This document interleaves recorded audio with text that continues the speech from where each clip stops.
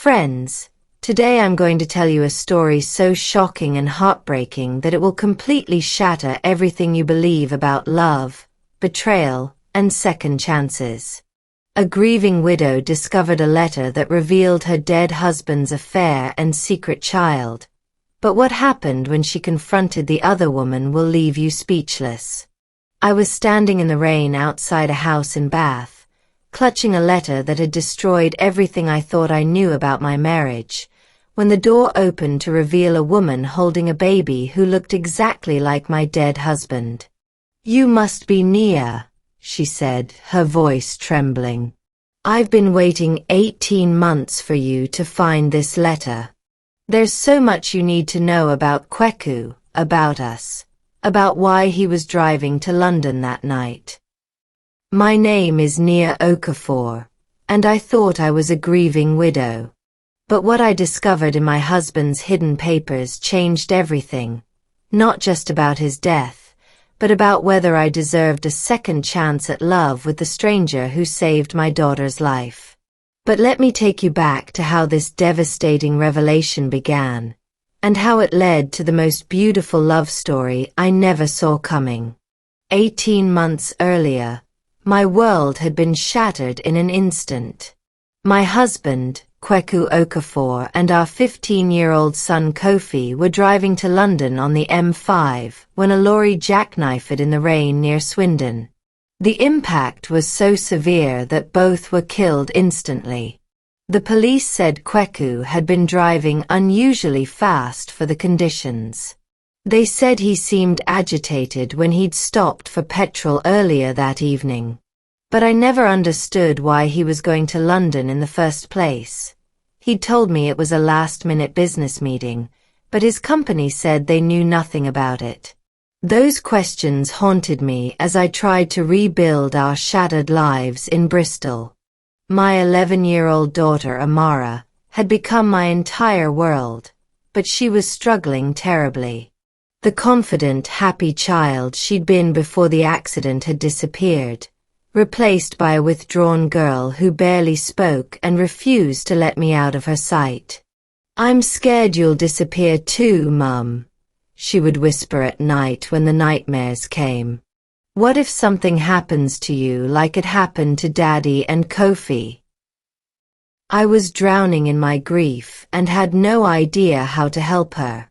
That's when my sister Folake suggested we spend the summer in Cornwall, far from the memories that haunted every corner of our Bristol home. "You both need to heal," she said. "And sometimes you have to go somewhere completely new to remember who you used to be." We rented a small cottage on the cliffs above St. Ives, where the Atlantic stretched endlessly toward the horizon. It was there, on the wind-swept beaches of Cornwall, that we met Deli Adebayo. He was sitting on a bench overlooking Porthmeor Beach, painting watercolors of the fishing boats, when Amara first approached him. She was trying to sketch our chocolate Labrador Asante as he ran through the surf, but getting frustrated with the legs. "They're not there when he's running," she said to herself. "You have to imagine them. Would you like me to show you a little trick?" Deli asked gently. I tensed immediately. Since the accident, I'd become hyper-protective of Amara, suspicious of every stranger.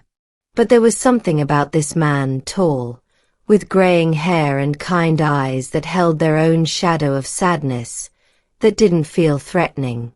Deli taught Amara how to draw movement, how to capture Asante's joy as he bounded through the waves. For the first time in months, my daughter laughed, and the sound was like sunlight breaking through storm clouds. "You're an amazing artist," Amara told him, studying his watercolor of the harbor. "So are you," he replied, and I could tell he meant it. Over the following weeks, these beach encounters became the highlight of our days. Deli would arrive with his easel and paints. Amara would run over with her sketchbook, and slowly, carefully, I began to emerge from my cocoon of grief. I learned that Deli was 52, a former advertising executive who'd lost his own family in a bitter divorce. His French ex-wife, Celeste, had taken their daughter, Kemi, to New Zealand, effectively cutting him out of her life. He'd been living alone in Cornwall for 6 years, painting and waiting for the annual Christmas card that was his only connection to the child he missed desperately. Sometimes, he told me one evening as we watched the sunset, I think about all the conversations I'll never have with her, all the moments I've missed. But then I meet someone like Amara, and I remember why being around children matters. There was something broken in Deli that recognized the brokenness in me and Amara. We were 3 damaged souls who had somehow found each other on a Cornish beach, and against all odds, we were beginning to heal. It was on a particularly rough day in late August that everything shifted. The waves were high and the undertow was dangerous, but Amara had insisted on taking Asante for his evening run on the beach. I was helping Deli pack up his painting supplies when we heard frantic barking. Looking down at the water, we saw Asante running back and forth at the shore, but no sign of Amara. Then I saw her, a small head bobbing in the churning surf about 60 meters out, being pulled away from shore by a vicious rip current. Amara! I screamed, running toward the water. But Deli was already ahead of me, stripping off his jacket as he ran. Without a moment's hesitation, he dove into the dangerous waves. What happened next was the longest 10 minutes of my life. I stood at the water's edge, screaming encouragement as Deli battled the current to reach my daughter. Twice I lost sight of them both in the massive waves, and twice I thought I'd lost everything that mattered to me. When Deli finally fought his way back to shore with Amara in his arms, both of them choking up seawater, I fell to my knees in the sand. "Is she okay?" I sobbed. "I'm fine, Mum," Amara gasped, but she was blue with cold and exhaustion. Deli was breathing heavily, clearly pushed to his physical limits. "She got caught in a rip current," he said. "But she stayed calm, didn't panic. That saved her life." As I held my daughter, feeling her heart beat against my chest, I looked at this man who had just risked everything to save her. Something profound shifted inside me. Something that had been frozen since the accident began to thaw. That night, after Amara was safely asleep, I found myself unable to stop thinking about what I'd almost lost, and about the man who had given her back to me. The next evening, I found Deli on our usual bench, staring out at the now calm sea. "How is she today?" he asked. "Bouncing around like nothing happened. She's already asking when she can go swimming again." We sat in comfortable silence, but I could feel the weight of unspoken words between us. "Deli," I said finally, "yesterday, when I thought I might lose Amara, when I watched you risk your life to save her, I realized something I wasn't prepared for." He turned to look at me, and I saw my feelings reflected in his dark eyes. "I haven't felt anything but grief for 18 months, I continued. "I thought that part of me died with Kweku and Kofi. But watching you with Amara these past weeks, seeing how you've brought her back to life, I think I'm falling in love with you." The words hung in the sea air between us like a confession. "Nia," Deli said softly, "I've been falling in love with you since the first day I saw you sitting on that piece of driftwood, looking so lost and beautiful. But I was afraid to hope that someone like you could ever feel the same way about someone like me." "Someone like you?" I asked. You mean someone kind, patient, talented, who risks his life to save children? Someone broken, he said quietly. Someone who lost his own family and hasn't seen his daughter in 3 years. I took his hand. We're all broken, Deli. But maybe broken people can heal each other. That was the night everything changed between us. The night we went from being 3 lonely souls to being something that felt like the beginning of a family. 2 weeks later, we were preparing to return to Bristol when there was a knock at our cottage door. When I opened it, I found a beautiful young woman standing there, tall, with Deli's eyes and a nervous smile. "Excuse me," she said in an accent that mixed British and New Zealand inflections. "I'm looking for Deli Adebayo." "Kemi." I breathed. Her eyes widened. "How do you know my name?" "I'm Nia. Your father talks about you constantly. He loves you so much." Tears sprang to her eyes. "Does he? Mum told me he didn't want to see me anymore." "That's the furthest thing from the truth. Come in, sweetheart. Let me call him." As it turned out, Kemi was 19 and in her final year at Auckland University. She'd finally gained access to mail that her mother had been intercepting for years. Boxes of letters from Deli, full of love and longing and the desperate desire to be part of her life.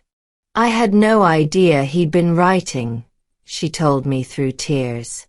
"Mum said he'd started a new life and wanted to forget about me."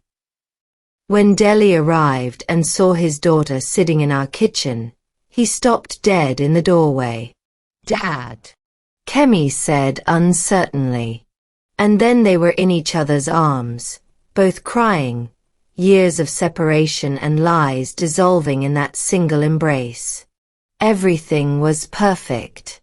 Kemi extended her European trip to spend more time in Cornwall. Amara had gained a big sister who adored her, and Deli and I were planning our future together. We decided to stay in Cornwall permanently. I would find work as a teaching assistant. Amara would attend the local school, and we would build a new life by the sea. But first, I had to return to Bristol to pack up our house and sort through Kweku's remaining papers for the solicitors.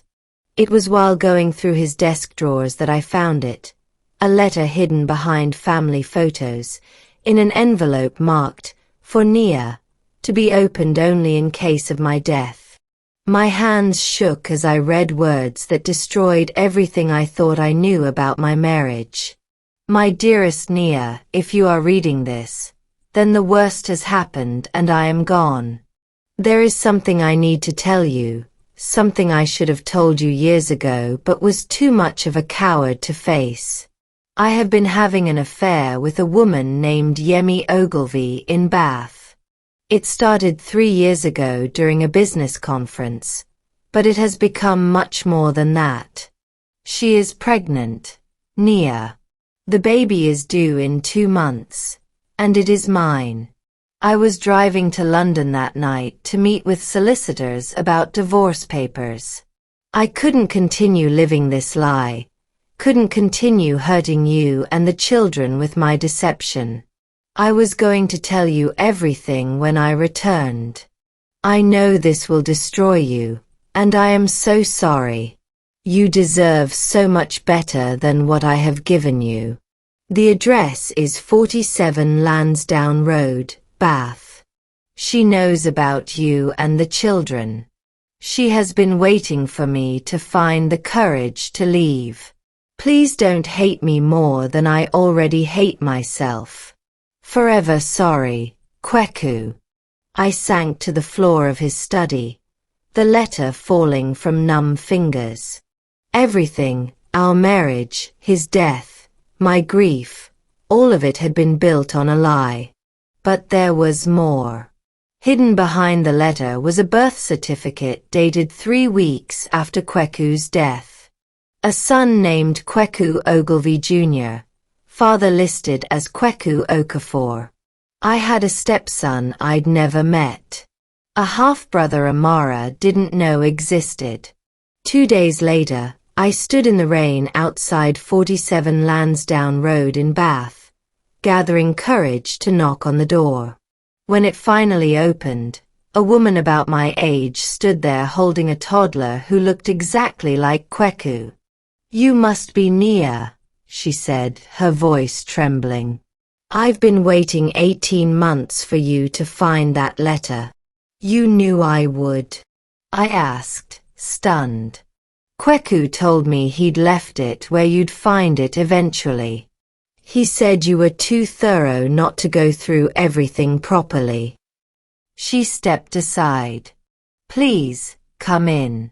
There's so much you need to know." Her name was Yemi Ogilvy, and she was a barrister.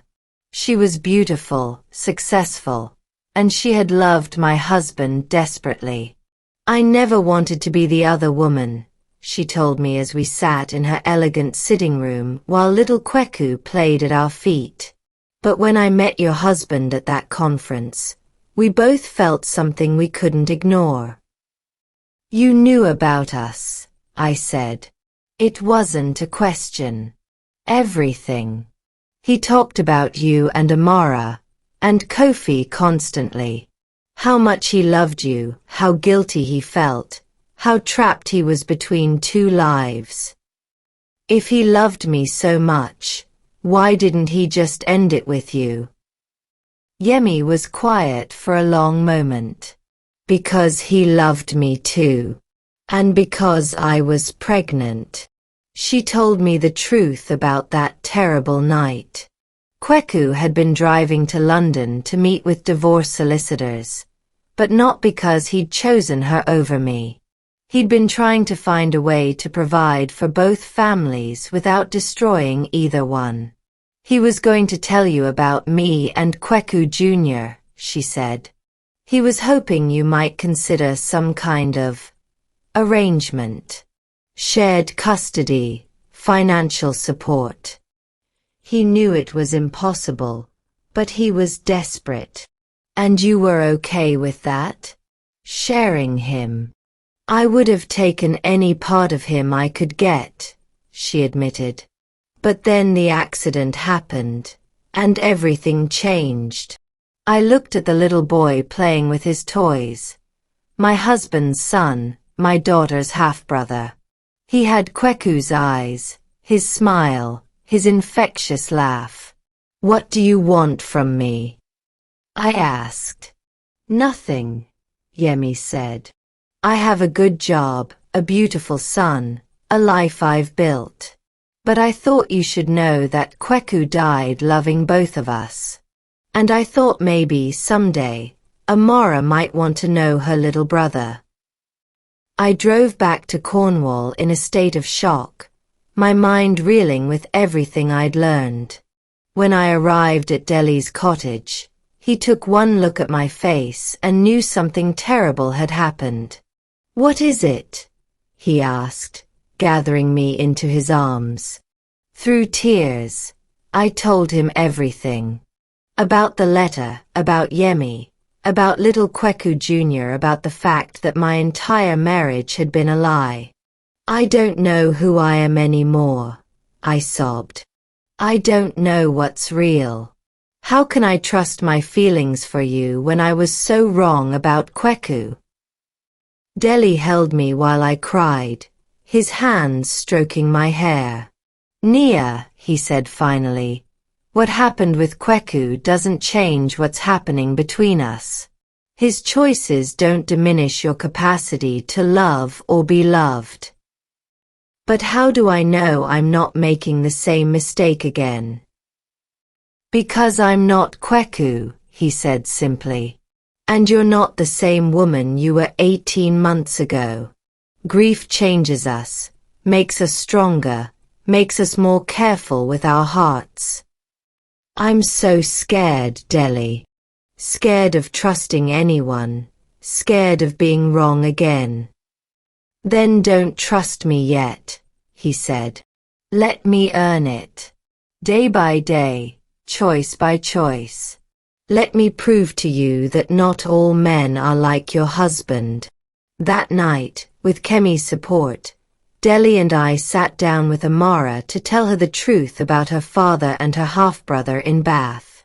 Amara listened in stunned silence as I explained about Daddy's secret, about the other woman, about the little boy who was her brother. So Daddy was lying to us? She asked finally. Daddy made some very complicated choices, I said carefully. He loved us, but he also loved someone else. Sometimes adults make mistakes that hurt the people they care about. Is that why he was driving so fast that night? Because he was upset about the lie. The question took my breath away. I think so, sweetheart. I think he was very confused and scared about how to fix what he'd done. Amara was quiet for a long time. Then she said, Can I meet him? My brother. If you want to, yes. And Deli, she said, turning to look at him, are you going to lie to us too? Deli knelt so he was at her eye level. Amara, I promise you that I will never lie to you or your mum about anything important. If I'm ever confused or scared or make a mistake, I'll talk to you about it instead of hiding it. Can you trust me to keep that promise? She studied his face for a long moment, then nodded. I think so. But if you break it, I'll be very angry. If I break it, you should be angry, he agreed. 6 months later, on a perfect June day with the Cornish coast sparkling in the sunshine, Deli and I were married on Porthmeor Beach, the same beach where we'd first met. But this wasn't just a wedding between two people. It was the joining of a family that had been broken and rebuilt in ways none of us could have imagined. Amara was my maid of honor, radiant in a dress the color of sea foam. Kemi served as Deli's best woman, having decided to stay in Cornwall to be near the family she'd nearly lost. But the biggest surprise was who walked me down the aisle. Standing at the back of our small gathering of friends was Yemi Ogilvy, holding 2-year-old Kweku Jr. in her arms. She had driven down from Bath that morning with a request that had taken my breath away. I know this might sound strange, she'd said, but would you consider letting Kweku walk you down the aisle? I think his father would have wanted his son to be part of giving you away to your new happiness.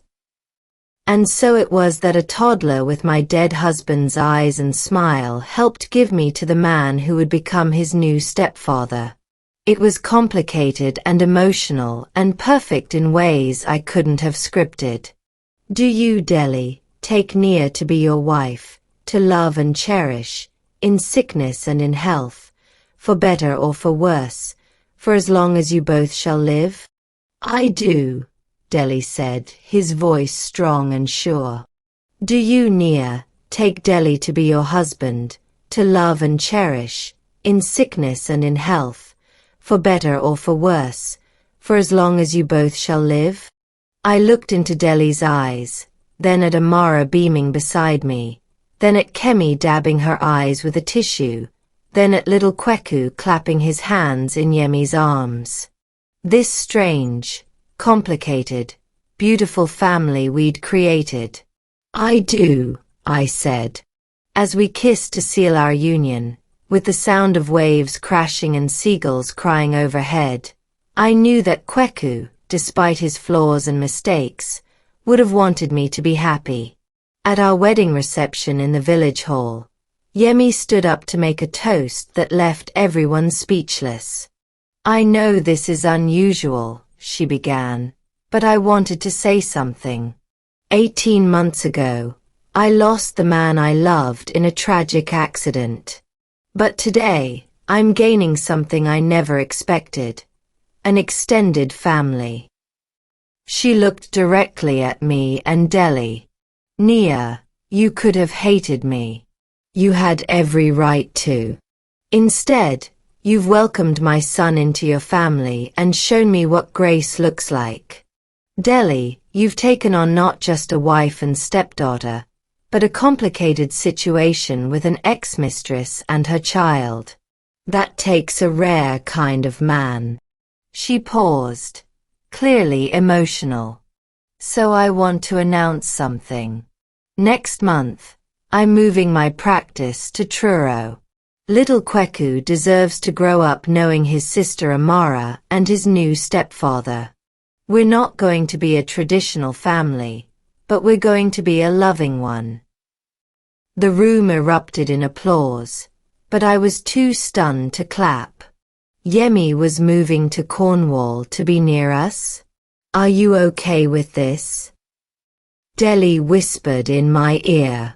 I looked around the room at all these people who had somehow become essential to my happiness. My daughter, glowing with joy. His daughter, home from university and planning to stay. The woman who had shared my husband's last years, now planning to share our future. The little boy was both a reminder of betrayal and a gift of new love. Yes, I said, surprising myself. I think I am. 2 years later, the Adebayo family had grown in ways none of us could have predicted. Delhi had legally adopted Amara, who now went by Amara Adebayo Okafor, keeping both her father's name and her new father's. Little Kweku spent weekends with us and called Delhi Papa Delhi, while maintaining his special bond with Amara, who doted on her little brother. Yemi had become not just a friend, but a true sister. We co-parented the children, shared holidays, and supported each other through the challenges of building this unconventional but loving family structure. And then, on a cold February morning, I gave Delhi the news that would make our family complete. I'm pregnant, I whispered as we watched the sunrise over Mounts Bay. He spun around, his face lighting up with joy and disbelief. Really? Are you sure? Very sure. The baby's due in October. We held each other as tears of happiness streamed down both our faces. After everything we'd lost, everything we'd found, we were being blessed with new life. 9 months later, Folake Delhi Adebayo entered the world surrounded by the most loving, complicated, beautiful family in all of Cornwall. Her parents welcomed her, along with her big sister Amara, her big sister Kemi, her big brother Kweku Jr., and her auntie Yemi, who had driven down from Truro the moment labor started. As I held my daughter in the hospital room filled with all the people who loved her, I thought about the journey that had brought us here. The tragedy that had broken us, the stranger on a beach who had saved us, the terrible secret that had nearly destroyed us, and the choice to build something beautiful from all the broken pieces. 5 years after that first day on Porthmeor Beach, the Adebayo family was featured in a magazine article about modern blended families. The photographer captured us all on our favorite beach, Delhi and me with little Folake between us, Amara and Kemi building sandcastles with 4-year-old Kweku Jr., all of us laughing as Asante, now grey-muzzled but still energetic, raced through the surf. How do you make it work? The journalist asked. This unconventional family structure? Love isn't conventional, I replied, watching Delhi teach Kweku Jr. to hold a paintbrush. Family isn't conventional. When you've all been broken in different ways, you learn to fit together like a jigsaw puzzle. Not perfect, but beautiful because of how the pieces complement each other. Any advice for other families dealing with infidelity or complicated relationships? I thought about Kweku's letter, still kept in a box in our bedroom, not as a source of pain, but as a reminder that people are complicated, that love isn't simple, and that forgiveness can transform even the most devastating betrayals into something healing. Secrets destroy families, I said finally. But truth, even painful truth, can rebuild them stronger than they were before. The key is choosing love over anger, understanding over judgment, and believing that people can change and grow.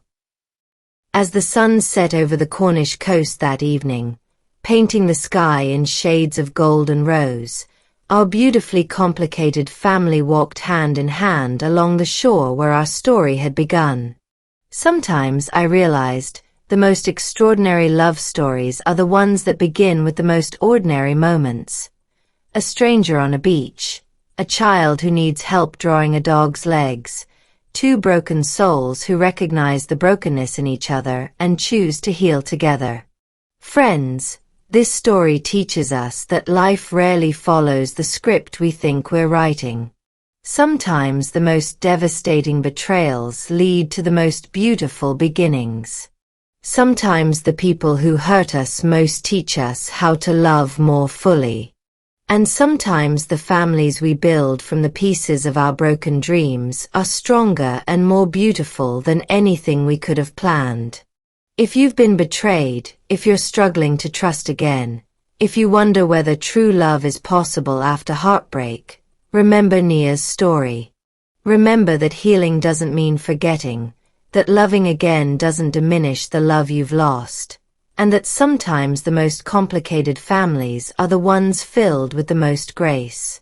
Love isn't perfect. People aren't perfect. But when we choose forgiveness over bitterness, understanding over judgment, and hope over fear, we create space for miracles to happen. If this story touched your heart, please share it with someone who needs to hear that second chances are real, that families can be rebuilt in the most unexpected ways, and that sometimes the most beautiful chapters of our lives are written by the people we never saw coming. Thank you for listening. And remember, your story isn't over yet. The most extraordinary plot twists might still be waiting around the corner.